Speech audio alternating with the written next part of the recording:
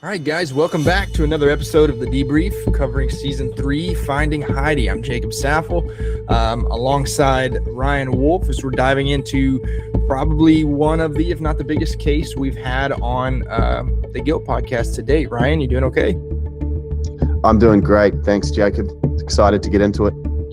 Good deal, man. Well, before we dive off in it, as you guys know, this is this is happening in real time, the things that we're covering and the upcoming retrial. So we've got some developments that may happen from week to week, and we've got one this week. So I'm going to kick it to Ryan. Fill us in a little bit on, what we've learned over the last week. Yeah, so this is a big one, and it's affecting. It's going to affect this debrief that we're working on, and we will be working on over the coming weeks, and season 3 of the podcast in general. So, just quickly to cover it off.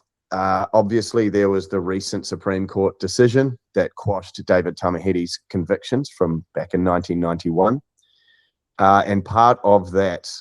I remember when I was reading the decision, the last line in that decision said words to the effect of Tamihere's legal team have the right to ask for takedowns of any media that covers his original conviction or any media that they may deem to be prejudicial against a retrial.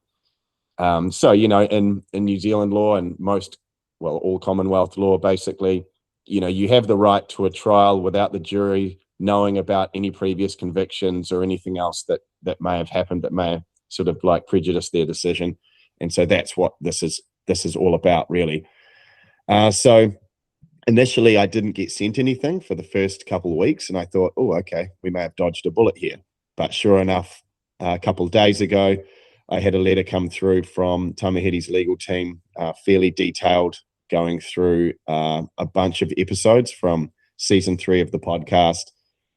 To their credit, they've obviously spent a lot of time and actually gone through every single episode to find specific mentions and things, and they've asked for some episodes to be edited or removed, and we're going to do that. There's probably about 10 episodes, but more importantly for us right now is that the first 2 debrief episodes fall into that category at this stage, because we discussed David Tamihere's original conviction, which of course has now been quashed. So it means I'm going to have to go back and perhaps edit those episodes, or they're going to have to be pulled down for the short term. But what it means now for us going forward, so that we can avoid that happening in these debriefs, is that Jacob and I just have to be very careful about what we say. So we're going to avoid talking about David Tamihere's original conviction and the overall trial. Now, this is going to be quite challenging at times because, throughout this whole story, we often jump back and reference things that were in the original trial. And we're not going to be able to do that, because if we make one mistake, then, this is going to get pulled down. And I can promise you that, they'll be listening to this episode to look to see if there's anything that breaches that. So, while you're listening to this, just remember that Jacob and I are sort of processing as we're speaking, thinking, okay, what can I say and what can't I? And if we pause for a second or whatever, it's just because we're trying to figure that out so that we don't fall into that trap. But we can make this work for sure, because a lot of what we're going to talk about is my experiences, and this takedown is not related to any new material, any new evidence, any witnesses that I spoke to, or anything that I've done. It's all related to the original conviction. So I think we're pretty confident we can work around this, and eventually in time. And just to be clear as well, so at this point, we don't know. So the Supreme Court has ordered a retrial, and I sort of say that in that way because it's still up to the Crown prosecutor to decide if the police are going to actually pursue a retrial. So at this point right now, Tamihere's defense team are preparing as if that's going to happen. Of course, that's what you do, right? You just prepare anyway, assuming a retrial will happen. But we don't actually know yet. So that decision may come next month. I understand there's a hearing halfway through next month that could be adjourned. But sometime in the next few months, we're going to find out if that retrial happens. And if the retrial doesn't happen, then this takedown will no longer apply, and we'll be able to just go back to what we were doing. This is only related to the retrials. So if there is a retrial, then this could apply for the next couple of years, which is probably how long a retrial would take. but a retrial would be interesting nonetheless, right? So we'll sort of see what happens over the next little while. But that's where this thing is. But without further ado, let's jump into it and try not to get this episode taken down if we can. And if David Tamahedi's legal team are listening, we'll do our best. We'll do our best here. Absolutely, we want a fair man. trial. Absolutely. Well, yeah. So this week we're going to be diving into the next 3 episodes, which are going to be episodes 7, 8, and 9, and a lot happens. So as always, follow along with us. Don't forget we are on YouTube as well. So oftentimes we do reference things like locations and maps, and we may be using those from time to time. So YouTube is a great resource. If you haven't checked that out yet, just go, hop onto YouTube, search the Guilt Podcast. You'll find us pretty quick. But yeah, so let's get into it. Episode 7. So this one really dives a little bit further into, we've mentioned it lightly up until this point, but it dives in further into Jason and Darren and Jamie. If you haven't noticed, there's a ton of names that come in and out of this case in terms of, this guy found this person found that, this person was involved here. And I think that just speaks of the scale of not only the reaction, but the community there on, in the Coromandel, and how they really came together, and everyone, it was all hands on deck. So we're going to talk about a couple really specific instances here. This is we kind of first take off talking about the tent that was found. I believe it was around Crosby's clearing. Am I right in that? Yeah, that's right. And so again here, we'll try and be careful to, now I believe that this will be fine for us to talk about, because at the end of the day, Jason Donald, who we're talking about here, was a young man. He found a tent at Crosby's clearing at the time. That's a fact. Mm-hmm. Whether it's connected to the case or not, I guess is still up in the air, right? But yeah, so Jason was only young at the time, an avid bush goer, tramper, and I go and meet with Jason in this episode, and he knew so much about the Crosby's clearing area, and there's actually quite a bit of history to it. And I remember thinking at the time I should release a bonus episode about it, because it's up in this really remote area of the bush. It's quite difficult to get to, but Crosby's clearing actually was once a place which was basically Crosby's settlement. So there was actually, a town is the wrong word, but like a village up in the bush here, where some settlers, I suppose you'd say, had gone up there, cleared this large area, and started building like a small town, I guess, like homesteads and different bits and pieces.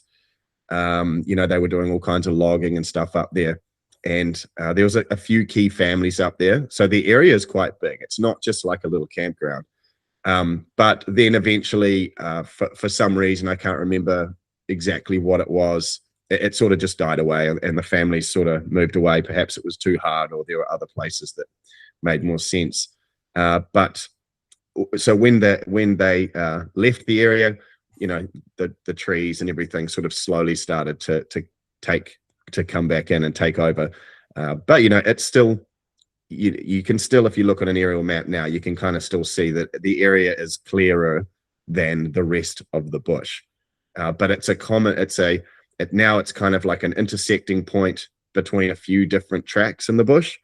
You imagine back then when it was a settlement, they'd have different ways to get up there. And so now people kind of use it as a campsite. There's a hut up there, a Department of Conservation hut, which is a really nice hut if you ever want to go up there. So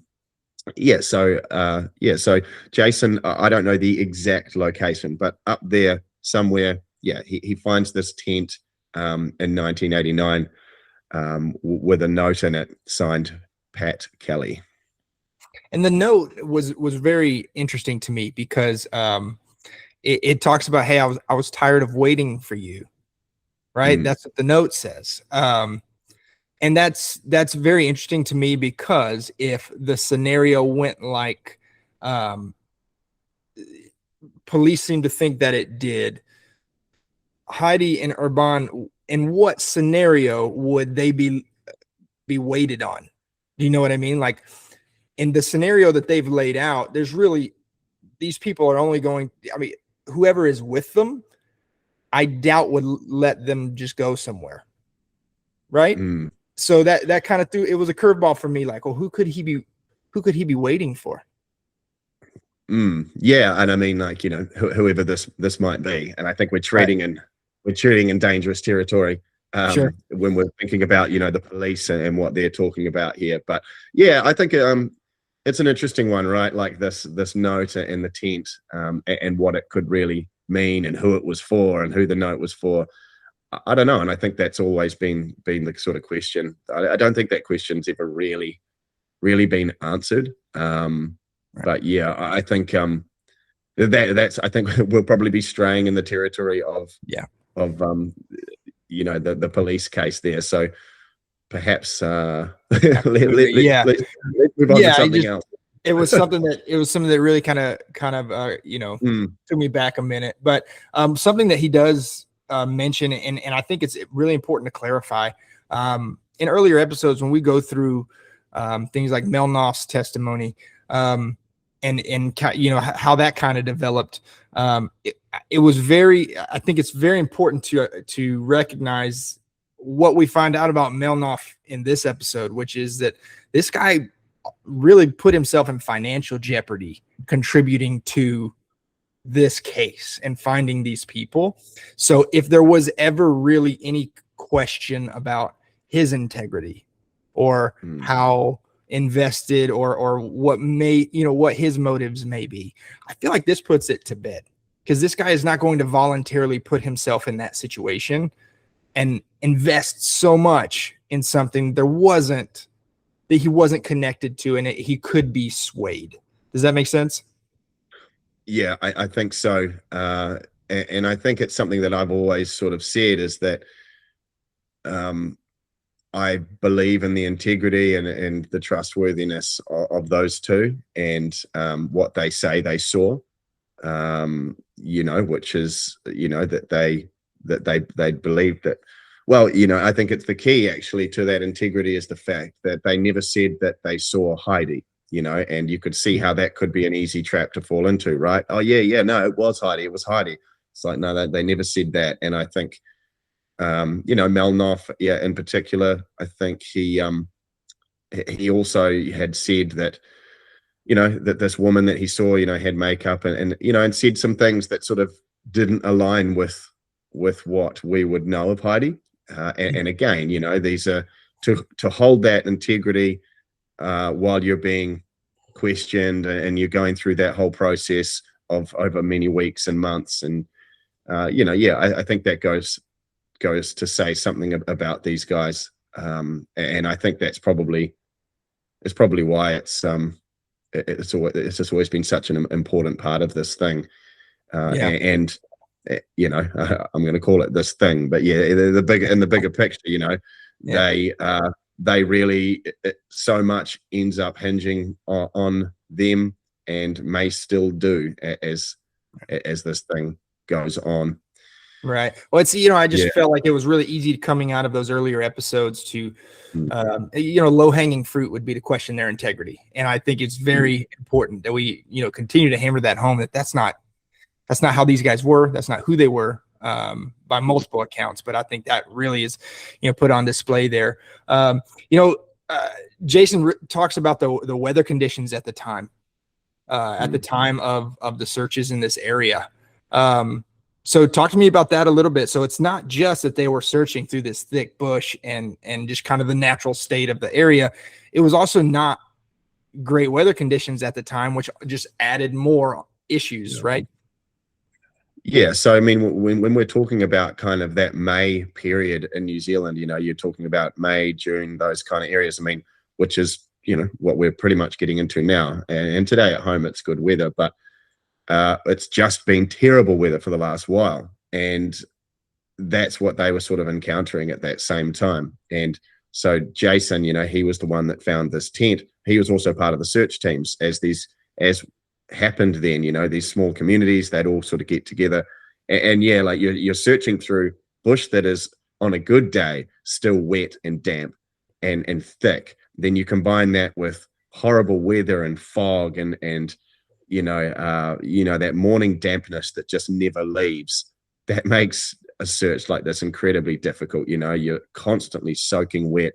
That's just, that other element that adds to the challenge that they would have faced. And there are no flat areas around, right? So you're going to be on the side of slopes and walking up hills, and you're going to be slipping down in mud. So all of those little things are going to add up. So that's just another element of it that would have been a real challenge. And he brings up a really interesting mechanic of searches, which is the concept of a decision point, which only, further, it increases if you thought that searches were simple, if we haven't said it enough, they're just not, right? But the concept of a decision point, where it's basically, if they're retracing these people's steps, they hit places where they're like, okay, well, they could have done this or they could have done that, depending on what decision they made, which, okay, if I'm searching, now I've got another option to have to consider and to cover, right? And so in these areas, I mean, do you see that the concept of a decision point coming up quite a bit, especially when they're searching the bush like this? Yeah, for sure, right? And it's an interesting thought, right? That decision point idea. And I mean, it's exactly right. Like, through your day, every day, you're always making a decision, aren't you? And it's like that butterfly effect kind of thing, like, what happens if that decision happens? And just as you were saying that, it reminded me of like chess, right? Chess is obviously a complicated game, but there are only 64 squares on the board, and there's aren't that many pieces. Yet the number of possible moves in a chess game is, I believe, more than there are stars in the universe times 10 or something like that. So it shows you how quickly things can multiply when you're only making one little, do I move this piece here or do I move that piece? You do that like 10 times, and it's an almost infinite number of possibilities. So you're going up a track, right? And it's like, yeah, oh, should we go down this little way, or should we go there, or should we go to this hut here first, or should we camp over there? And each one of these can lead to another one and another one. And yeah, I could imagine how challenging that would be. And you imagine, right? You just get one of those things wrong, and you could end up in the complete wrong direction. And what it also does, it stretches your resources. Okay, well, we need to allocate 2 people to that one, and then you're trying to prioritize perhaps these decision points. What's the most likely decision point? In terms of going up there, right? Like, it's not likely that a decision point is going to be to leave the track. So we could assume, right, that you're going to go up in a direction. There are now 2 different tracks. It's possible the decision could have been made to go this way, which is actually the incorrect route, and so we're going to have to look at that. And I would say as well, in New Zealand, I've tramped a lot, and there do come times sometimes where you stand at a point and you're like, is that the track up there, or is this the track here? Because you're very much in the bush, and there are hunters go through the bush all the time, and animals, pigs and deer and so on, and they can kind of create tracks that in certain areas can look like that's the right way to go. And we've all done it in New Zealand, where you accidentally go down one of these tracks, not realizing, and then after a while you go shit, and then you turn around and go back. So when you're thinking about decision points like that, yeah, I mean, God. And when you're searching at that point too, they would have been searching with probably not necessarily expecting ill intent, like this couple have gone and gotten lost in the bush. So if you're thinking that, well, then they may have gone off track and gotten lost. So yeah, those decision points could be so many options there. Yeah, and it further solidifies the idea that just because, we've talked about the massive effort that went into finding these people, just because it didn't come up with everything that it could have, or maybe things were missed, doesn't suggest that anything was done incorrectly or anything was done, in a half-assed manner. This is just the nature of the beast, man. And it can only be so perfect. Another location you go to in this episode is where Urban's body was found. Really, really enlightening situation there. And the first thing that comes up is it seemed like there wasn't a whole lot of effort behind actually hiding the body, right? It sounded like that's what they seem to suggest. He was just kind of like half-assed, just kind of thrown out there. They may have put a limb on top of him, maybe. What does that suggest to you from the outside looking in? Does that suggest something like maybe, it was done in haste? What does that suggest to you? Yeah, you'd have to say that that's what it is. And this was a really fascinating moment for me, right? Because I'm going there and I've never seen it before. And it is kind of eye-opening when you go there, because you have sort of this clearing next to the forestry road, and then the bush sort of starts. And with only a minimal amount of effort, the body could have been dragged 10 or 20 meters back into the bush, right, and hidden there. But honestly, where the body was actually hidden, it was barely even in the bush part. And I think if you look back, you can look back at old police photos of when they actually found the body, and it is literally right on the edge. And the thing that jumps out to you with that is that, well, someone's been in a rush here for some reason, as well. The body wasn't buried. I think there's a common belief I hear people often say that the body had been buried. Well, it hadn't been buried.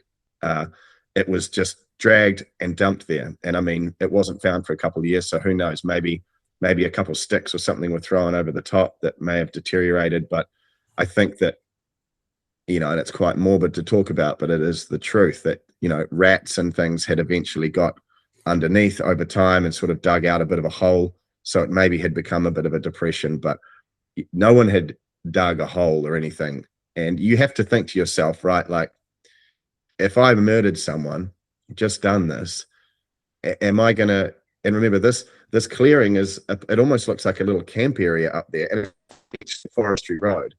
Whoever put it there would have had to have expected that body was going to be found fairly quickly. Or just did, so obviously just didn't care, or they were in such a rush for some other reason. And I believe that the answer is the last one, that there was a rush for some reason, and that reason was likely that Heidi needed to be, that there was that element. Whoever did this had Heidi as well. They didn't have time to muck around with this, because they needed to deal with her.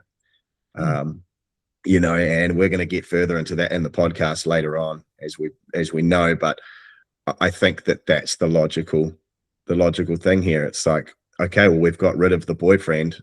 Sweet. Now we can, I say we could be, but like now we can go back and sort of deal with the real prize. I mean, I'll have to take you up there, Jacob, one day when you come over to New Zealand, to have a look, because it's interesting. And I think it's kind of eye-opening. But I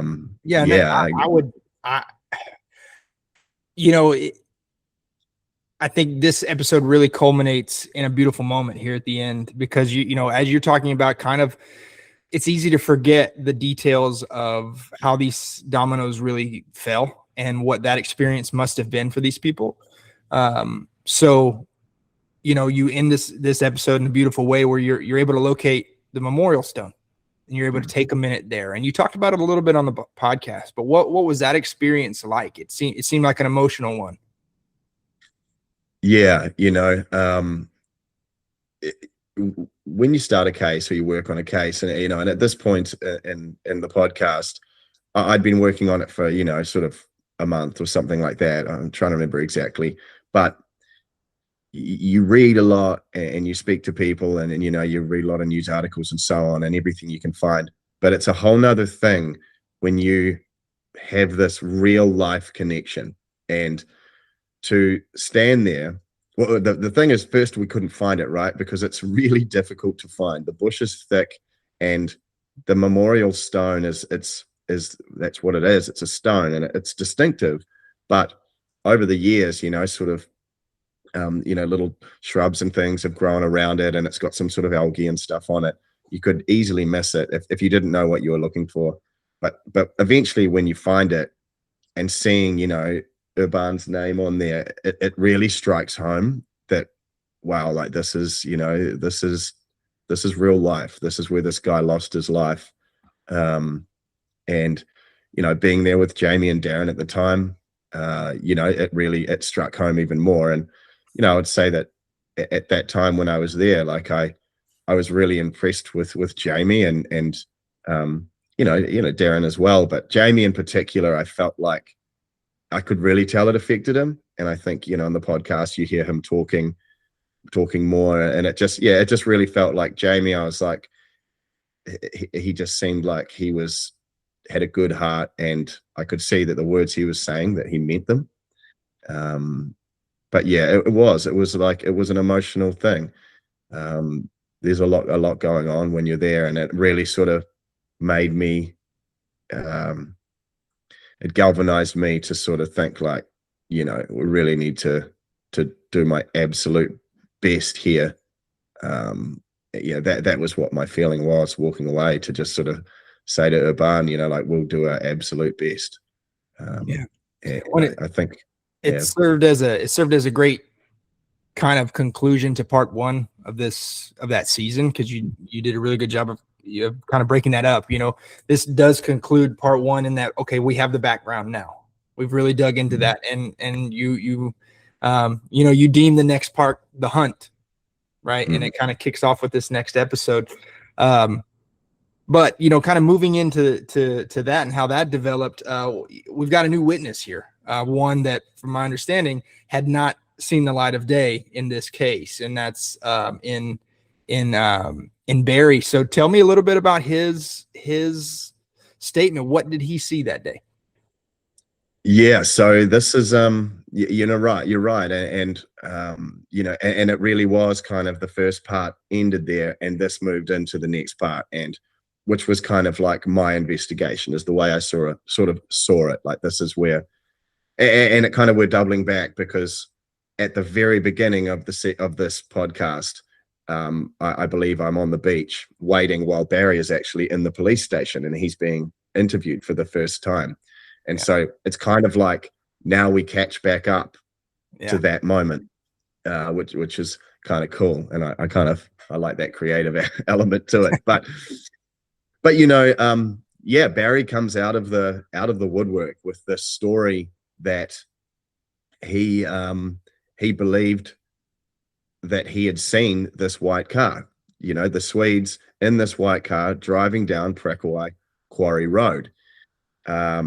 And that there was a guy driving it, a Māori guy. And this Māori guy that he said was driving it, who he described as being David Tamahiri.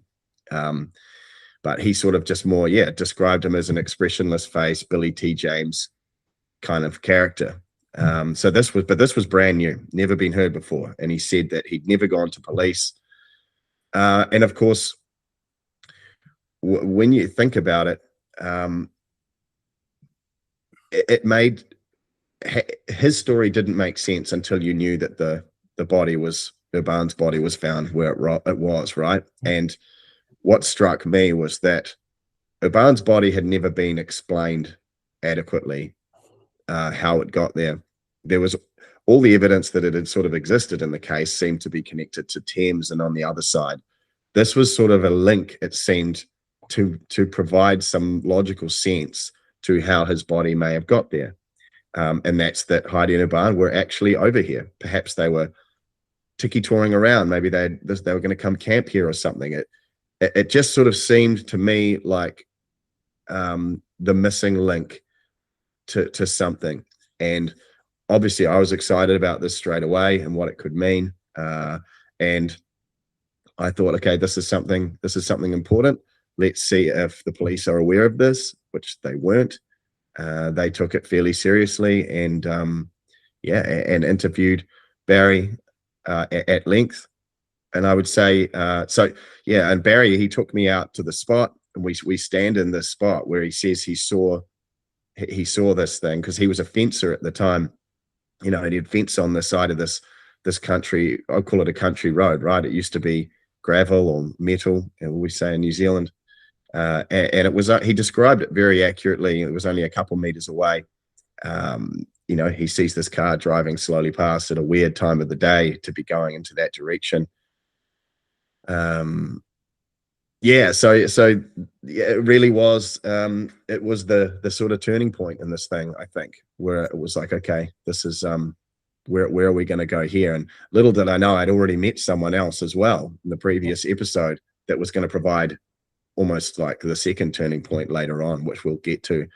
But this was definitely that first turning point. I think the first thing that started to make sense to me. Well, and you did some great investigative work here toward, as this episode progresses, without a research team, might I add. So well done, Ryan. Yes. And corroborating at least the timeline that Barry gives you, because you are able to touch base with, I believe her name's Waveney. Yep. Right. Yeah. And she was at least able to prove to you, okay, yeah, I did employ him to build this fencing that he said he was building at that time. So while we don't have someone saying, yes, he saw that because I was next to him, right? We do have someone saying, yeah, he was where he said he was, for sure. Yeah. So, because that's the very first question that you have. You get a bombshell. I mean, we're seeing that in season 6 right now. You get a bombshell tip like that, and it's like, okay, first question, how do I corroborate this? Yeah. So it definitely lent itself to it. And like you said, especially, in episode 9, we'll get into a tip that lines up pretty closely. But so talk to me. We also we talk a little bit about Parakawai Quarry Road and how that kind of, again, I know guys we're referencing a lot of locations, so definitely use the War Room. I haven't mentioned that yet, but season 3's version of the War Room is live now, so use that map. Our team's done a great job of kind of pinpointing those things. But yeah, talk to me about Parakawai Quarry Road. This also kind of bleeds into, Wentworth Valley Campground. So just talk to me about the geography of that area. Yeah, and it's worth taking a moment to do that too. And just to sort of trailer onto what Jacob just said then. Yeah, so the War Room's up. But I just want to say at the moment we've got some points and some stuff up there, but we're going to be adding more. I'm going to jump on there today and add some more stuff. So it's definitely worth checking back. And everything on this map, probably for the first time it's ever been done. So connecting, existing facts that are known combined with all the new stuff from the podcast. Mm-hmm. So the geography of this area kind of it becomes such a central part to this whole thing, really, and that's why as well, like when you jump on that map and you have a look in the War Room, you're going to get such a good understanding of it all. So you sort of have, how I would describe it, as it's a mountain range, not really a mountain range, but a range, like a ridge that runs along, and then it's thickly covered in bush. And on the one side is Wentworth Valley, and then if you go up and over the range and down is Parakawai Valley on the other side. So Parakawai Quarry Road or Valley Road runs down, the Parakawai side, and then the Wentworth, is the other side. So on the Wentworth side, there's actually quite a popular campground there. It's really beautiful. And there's a popular walk up to a waterfall on that side. So it's frequented fairly often, even today. But even when you go there, it's a beautiful campsite and there's lots of really cool areas. But it's kind of like a place where not a lot of light gets in. Like there's a lot of big trees and you're really in the bush. But it's also possible, you could access up through the bush from the campground side up to where Urban's body was found. But on the Parakawai side, you drive down and it's kind of like a winding gravel road. And if you follow the road all the way to the end, it's called Parakawai Quarry Road because historically there used to be a quarry at the end of the road, which is no longer in use. But when you go down though, you turn off and there's a little fork and it runs down to a ford where a small creek runs through. I think it might actually be called I'm struggling to remember the name of it now, but it's not a river, but it's a bit bigger than a creek, but it runs through over this ford, and then you drive down through the water, and then you go up a forestry road, and it's a private forestry road that runs up to where Urban's body was found. And the thing with it that's interesting too is that you kind of it's sort of something you need to be familiar with, I think, to know when you go there and you look at it, whoever put that body there had to be familiar with that spot. It's not a random spot that you're going to find. Um, but yeah, it's in the bush, but it's a forestry block that backs right onto the farmland that's below it. So you've got kind of these farms that butt up to this forestry block, and this forestry road winds up to where Urban's body was found, and then it's all just surrounded by. Beyond that is it's all just like native New Zealand bush, which is really thick bushland. The statement was made that police were initially a little bit hesitant to really investigate that area. Why do you think that would be? Yeah, I mean, in terms of that, are you talking about sort of after the body is found? Right. Yeah. And specifically the Wentworth area. They mentioned it was they initially kind of blew that off. Yeah, I think it's probably one of the great shortcomings of this case, right? And that's that early on, police made it clear in a way that you probably wouldn't hear today that, they basically said they weren't interested in sightings of Heidi and Urban from the East Coast over that side, because obviously sightings were kind of flooding in from that side, different things. And there at the time, and I'm sure they would disagree with this now, but the number of people that have said to me that no, that police sort of made it clear that they weren't interested in sightings from over there. They were interested only in sightings from the other side of the coast, Thames, the Crosby's area, all of that kind of thing. So I think because, and again, I don't want to go to mention the case sort of thing, but I don't think it's a problem for me to say this, that, the case at the time revolved completely around everything happening on the other coast. And, I suppose that if they believed that wholeheartedly, that they would have thought, well, we're not going to find anything here, so why look? And maybe to search is to kind of undermine their own theory, right? And it's come out as I've worked on this case further, and when we get to later, and even into my more recent episodes that are going to be coming out very soon, that the searches that were done up there after Urban's body was found were woefully inadequate, like woefully inadequate. You think about this case, and what's the biggest single piece of evidence that ever came along in this case? It's Urban's body being found. Without that body, you've got nothing.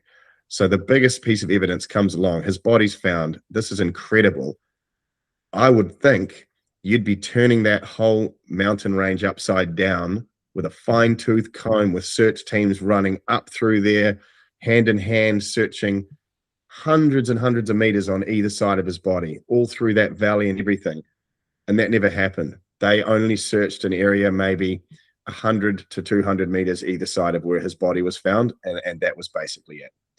And you think like that, it just woefully inadequate, really.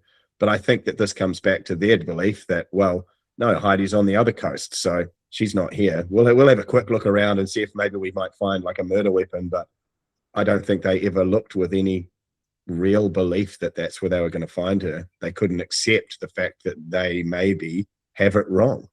Maybe their whole theory is complete BS. And I think that maybe they couldn't accept that.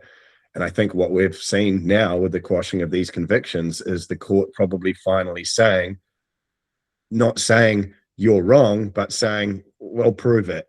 We're not happy with where sort of the chips have all fallen now. Like, go back and prove it again. Because, and they even in the Supreme Court decision, they reference, that it's never really been adequately explained how his body ended up there. I think they reference in the Supreme Court decision saying that,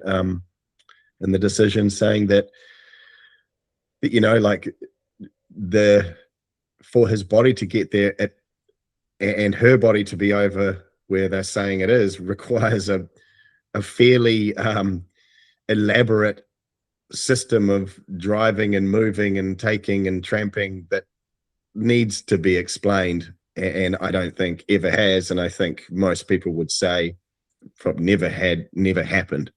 You know, I'm kind of digressing down into stuff we're going to get further on in the podcast, but it's hard not to. But you know, I think there's a big story there, a bigger picture there in terms of like why they didn't search that area well, you know, and yeah, I you know, it kind of flows right into that next episode, and it kind of highlights again, you know, if I haven't said it enough, the number of locations. But I did find going back through these episodes that in my mind, I was blurring a lot of these locations, particularly like the campgrounds, because this next one starts out talking about the sighting at, is it Booms Flat?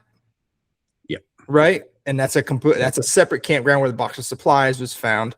And it's easy to blur those kinds of things together with this particular case. So talk to me about Booms Flat specifically and that box of supplies. Yeah. Here we will have to be careful because we will be jumping into stuff that was referenced in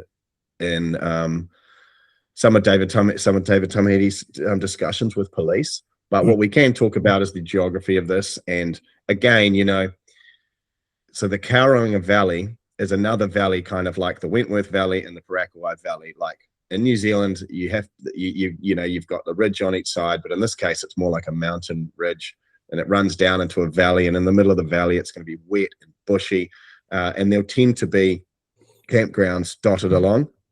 And the Booms Flat campground is right next to Thames. So it's over in the area of Tararoo Creek, you know, the access to Crosby's. You can actually walk from Booms Flat. You want to talk about those decision points. You can walk from Booms Flat directly up to Crosby's Clearing. And I've actually done that in reverse. So when I did it, we walked up Tararoo Creek Road, we went up to Crosby's that way, and then we came back down, I think it's called the, I can't remember exactly the name of it, but there's another track that comes back down from Crosby's and it leads you to Booms Flat. It's quite steep in some spots, definitely better to go down it than up.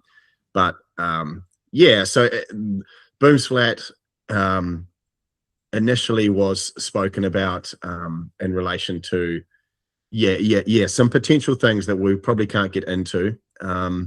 But what we could talk about in relation to Booms Flat was that there was a potential sighting by Air Force cadets that were there, and we go over this in the episode, but this was never actually, I believe, part of the actual case.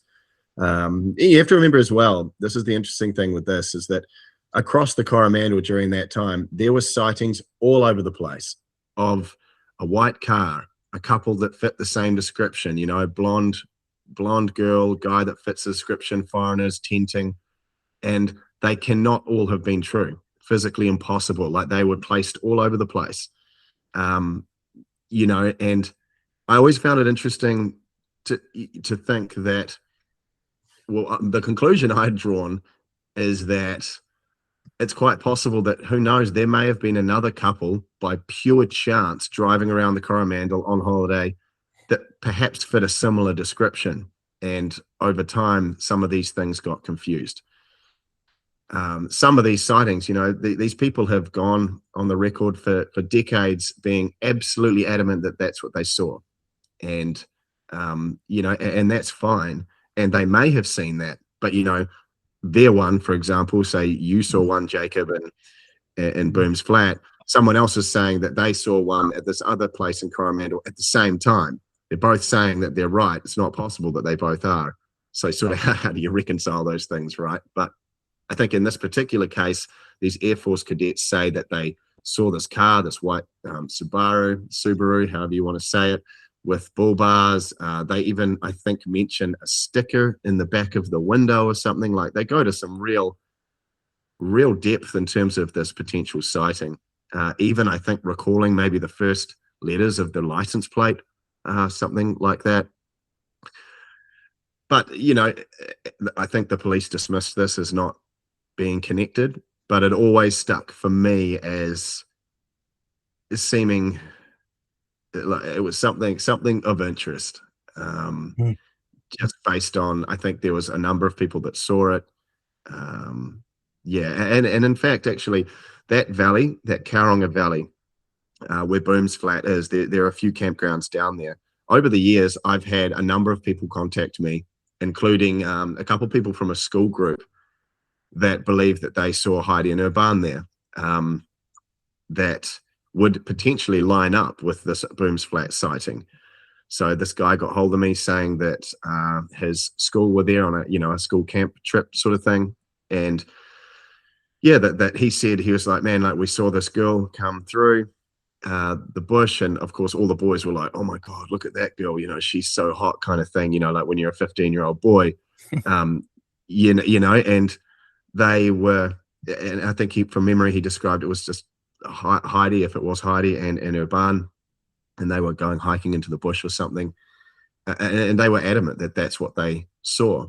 But I think in the end, I'm not sure if the dates potentially didn't line up or something when I actually sort of cross-checked it. But again, it came back to that thing that there are other people out there as well that look very similar, that could have been driving a white car. But I've kind of gone all over the place answering that question.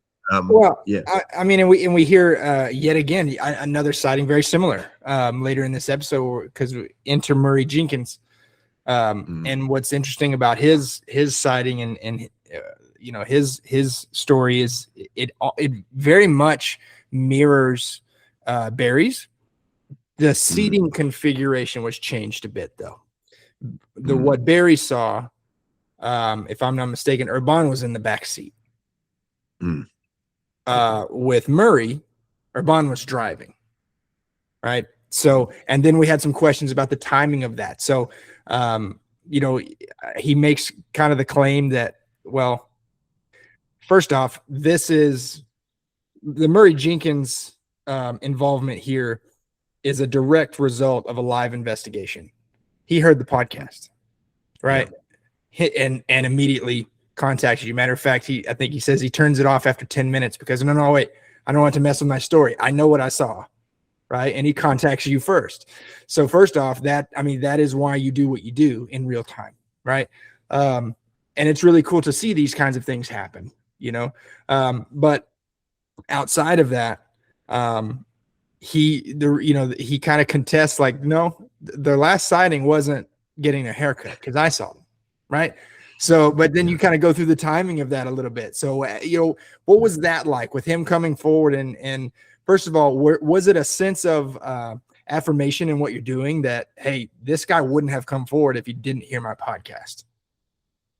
Yeah, that's great. And it's cool for me to listen back to this as well, because, you relive that whole moment. And, if Barry was that first turning point, I guess, then Murray was kind of, exactly that affirmation of like, wow, this is having a real world effect. And, I'll add just a quick thing on that too, is that with things like this, a podcast like this, it requires listeners and a lot of listeners in general in order for it to kind of work, because the way this should work is that I'm investigating a case, but I'm also putting it out there, like you said, in real time, so that you might listen and something might trigger, and then you can contact me.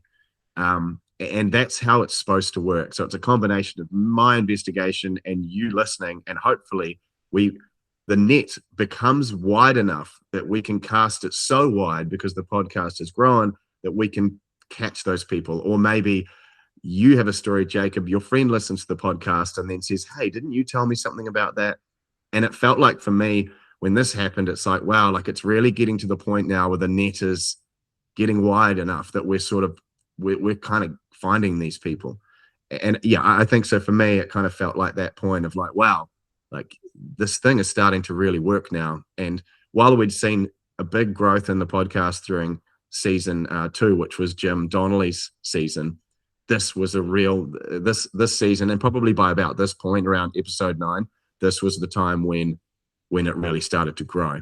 And yeah, like his sighting again, like he was able to nail it down, like in his mind, pretty accurately based on his his career route that he used to do.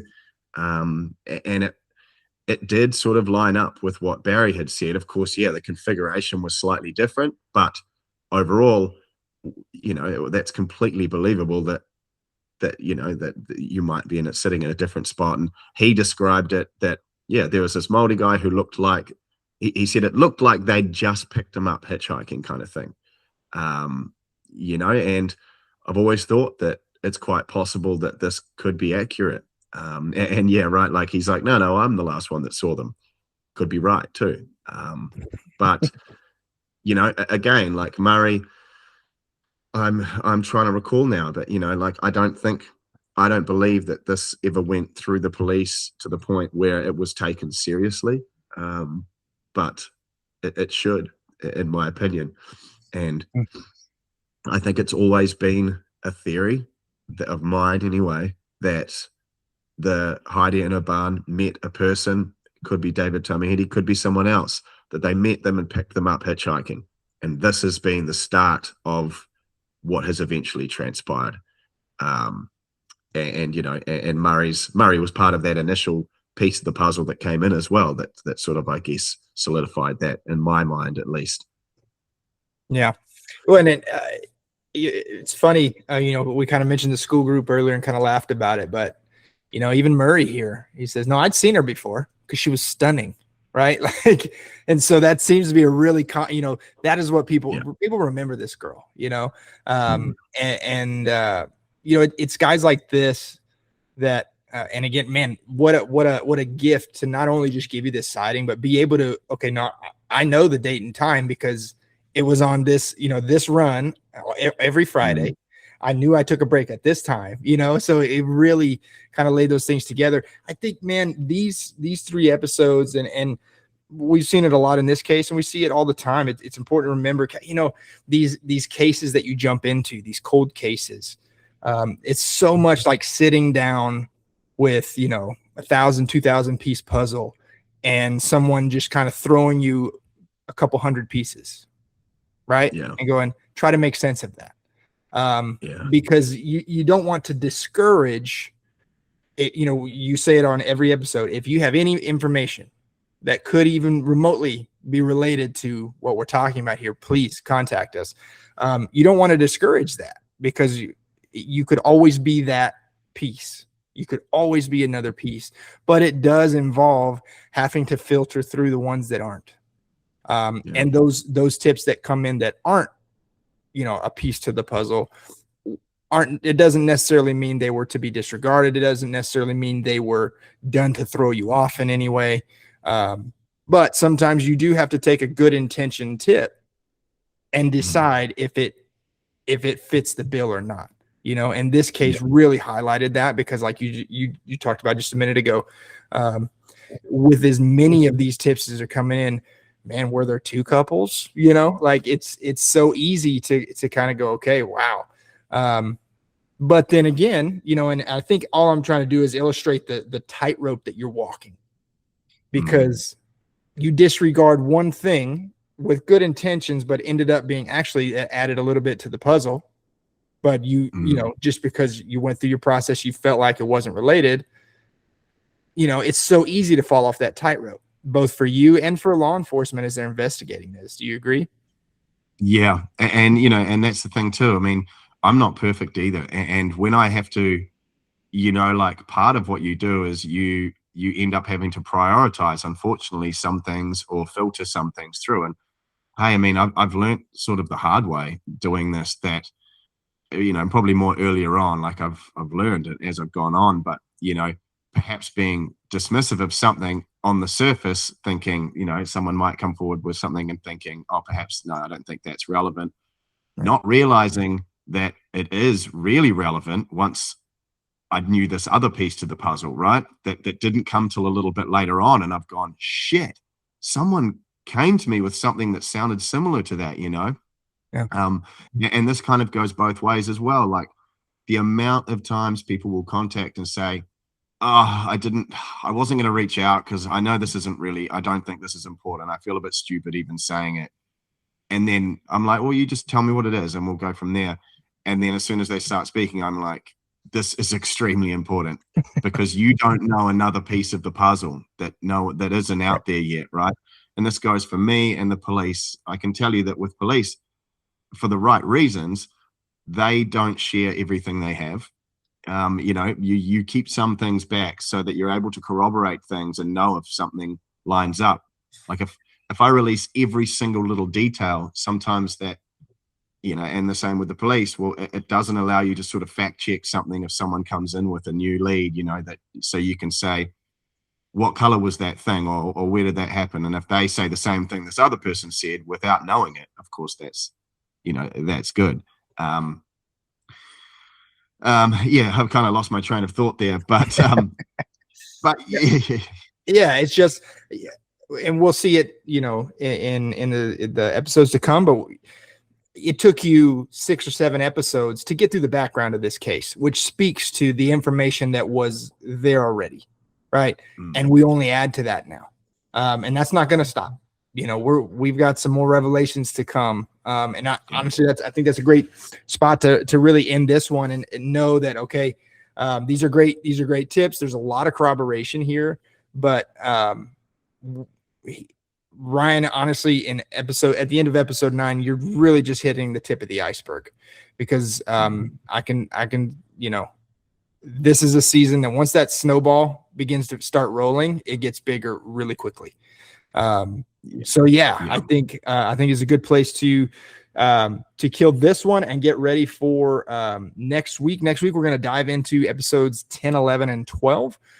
So if you haven't already, go ahead and re-listen to those and keep up with those as we dive a little further into it. Don't forget, season 6 is active right now. We've got a new episode out right now, so go check that one out. A debrief on that one will be coming very soon as well.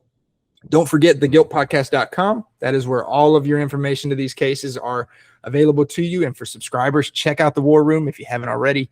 A lot of great information in there to kind of supplement your listening experience and help you get involved. Ryan, is there anything you want to add? Yeah, no, I think you've just covered everything off there, making my job very easy. It's in terms of this takedown, like these episodes are going to probably have to get pulled down today. I'll release more details on exactly what episodes they are. So we do apologize for that, and we're going to try and work around it the best we can. It's not going to apply to all episodes of the podcast, but, it's possible you may jump on there and then there's an episode has disappeared. You'll know the reason why. We'll put up some audio to explain that. But I think going back to just what Jacob said earlier, that the exciting part of that is that this is current. And this is, we're releasing this podcast live. Like, you're not listening to this, well, unless you are listening to this in 2030 and this has all happened already. But if you're listening now, this is happening live. Like, these takedowns and this stuff happens on the fly. And that's what makes this podcast special in a way, I think, is that you're part of that ride coming along. It's bumpy sometimes. It's not always wrapped up in a nice little bow. But yeah, next week we get into the big turning point, and as many of you will know, the new suspect in this case. We get into that episode next week. Thanks, Jacob.